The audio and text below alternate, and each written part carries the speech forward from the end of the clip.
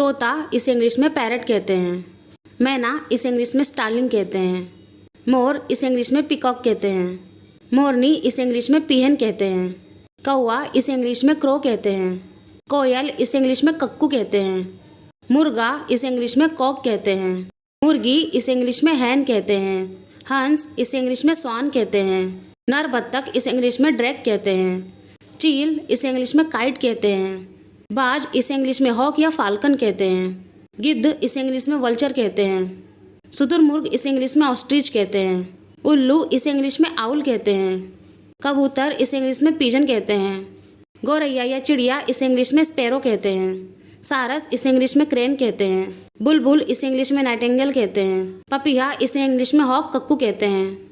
हुदहुद इसे इंग्लिश में हुपू कहते हैं। राम चिरैया या नीलकंठ इसे इंग्लिश में किंग फिशर कहते हैं। गरुड़ इसे इंग्लिश में ईगल कहते हैं। राजहंस इसे इंग्लिश में फ्लेमिंगो कहते हैं।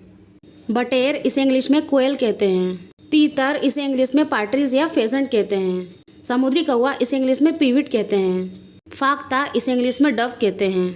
चमगादड़ इसे इंग्लिश में बैट कहते हैं। नरहंस इसे इंग्लिश में गैंडर कहते हैं।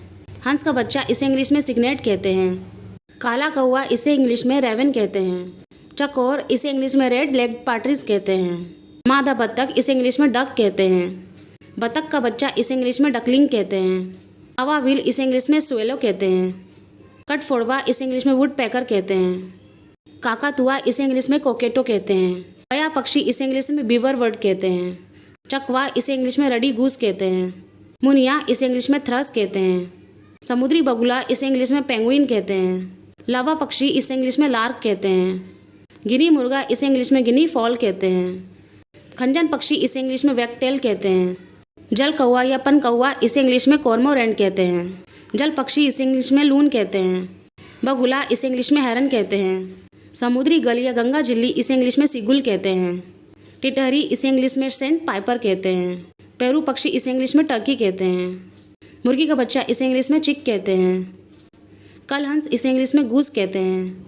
समुद्री बत्तख इसे इंग्लिश में एडर कहते हैं। नीली चिड़िया इसे इंग्लिश में ब्लू बर्ड कहते हैं।